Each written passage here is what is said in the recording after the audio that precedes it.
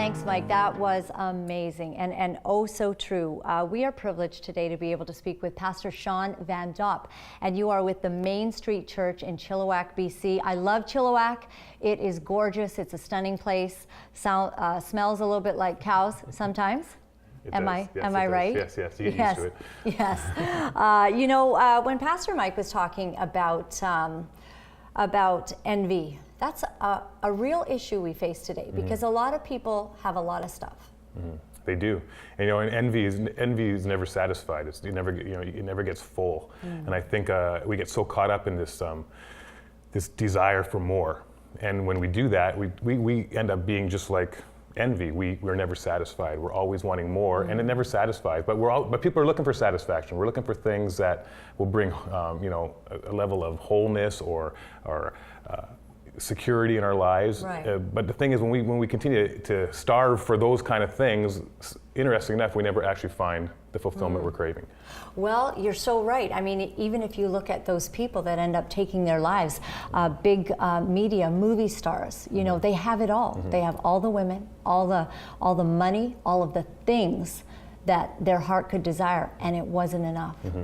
Thing about what's interesting about envy and greed is that, you know, I've been in ministry for many years now. I've never had anyone. I've had lots of people come to my office and say, "Hey, Pastor, help me with, you know, my issues of anxiety or worry." I've never had anyone sit across from my desk and say, "Hey, Pastor, can you help me with my greedy heart?" Right. And it's interesting because greed, we don't want to accept that. We don't. It hides itself. It camouflages itself as something good. Well, I need this. I need that. And so often, greed and envy become the very thing that we don't even know we're aware of in our life, but actually is the thing that is pulling us down. And right. Yeah. We start making decisions in our life based on, you know, maybe monetary factors, or, you know, how do we match up to someone else? And it's harder in this day and age because we have all these videos that show people looking, you know, living the good life. And nobody puts on their Facebook their worst day ever. They put on their Facebook, "Oh, I'm in the Bahamas, selfie," you know, and you're like, wow, I don't even know when I'll get to the Bahamas, you know? It's true. It's true. I was thinking, I think one of the big issues with envy is because it camouflages itself, we don't actually self-identify that in our lives as an issue, and we kind of think it's other people's issues. I don't have that problem, but yet it's probably the biggest issue that people have. I think of the story in John chapter 5 when Jesus shows up at this pool party, the pool of Bethesda, and there's all these lame, paralyzed, blind people around this pool, and there's this belief that the first one who gets into this water when it bubbles is going to get healed. And I can just imagine, you know, he walks into this, he steps over these lame, blind, paralyzed people, and he lasers in on this one guy who's been sick for 38 years. And he asks him almost this insensitive question. When you first read in the Bible, you're going, Jesus, that seems pretty insensitive. He says, "Would you like to get well?" And I can just imagine that moment, the guy like, well, hey, duh, you know, like, Jesus, come on. Or the disciples going, hey, Jesus, you know, that's not a very, you know, nice question. But Jesus never asks dumb questions. And he always knows that our obvious need is often not our greatest need.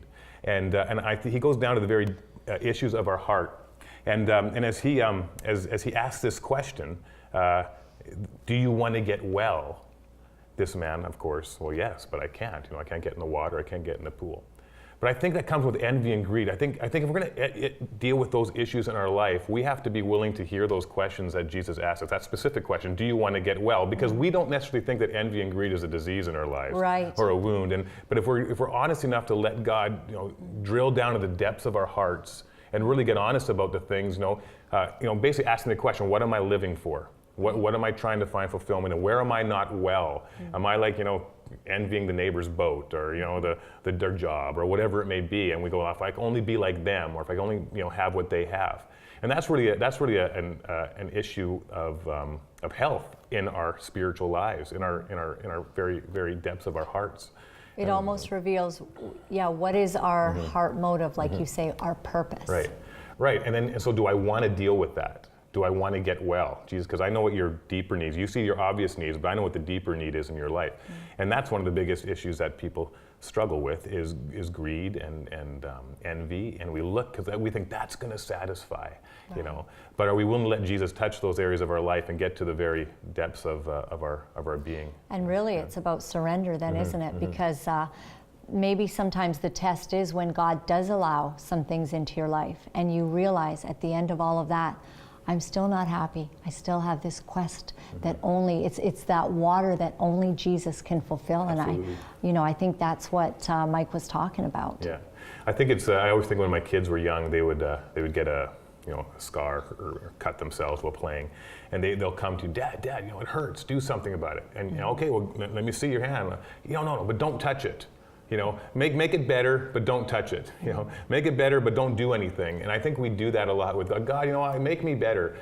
Help me deal with my stuff, my greed, my envy. But don't touch me. Don't change anything. Don't do anything in my life that actually makes me uncomfortable. And I think again, that issue of greed and envy plays into this lie in our lives that's going to make us feel better. But God says, no, I want to touch that part of your life, and I want to help you become healthy, so that I become your satisfaction. That you're satisfied in who I am, not in what you have. And I think when we begin to hold things loosely, we actually begin to break that hold of greed and envy. What about that guy who's sitting there right now and going, I hear what you're saying, but you know what? I just need this job that is a $100,000 job, and I will abandon all. Like I just have to have that, and I have to have the nice car, and I have to have this, and I'm really trapped in that. What do you say to them? I'd say give up ownership to that person, because as long as you're going to live with this idea that you're the owner of everything, it's never going to be enough. But the Bible teaches that we're stewards. Everything God gives us, everything we have, we steward that for God. I think if you begin to change your perspective and how you, first of all, relate to God, knowing that God owns it all. If you can understand, just lay that, hey, God, you own it all. Thanks for letting me have what I have. I'll steward it with purposes that'll bring glory to you, and so that begins to break that hold. So because if you want the $100,000 job, once you're there, you're going to want the $200,000 job, and then you're going to want the $300,000. It's never going to satisfy. But if you go, okay, God, you've given me this. How can I steward this in a way that I don't hold on to it as my own, but I go, I'm taking care of this for you. Well, first of all, it takes a lot of stress off, because now God's responsible, not you. I still have to steward and be responsible, but I'm not responsible ultimately for making sure everything works out okay. Right. Yes, Pastor Shawn, thank you so much. Good words, and I pray we live by them. We'll be right back.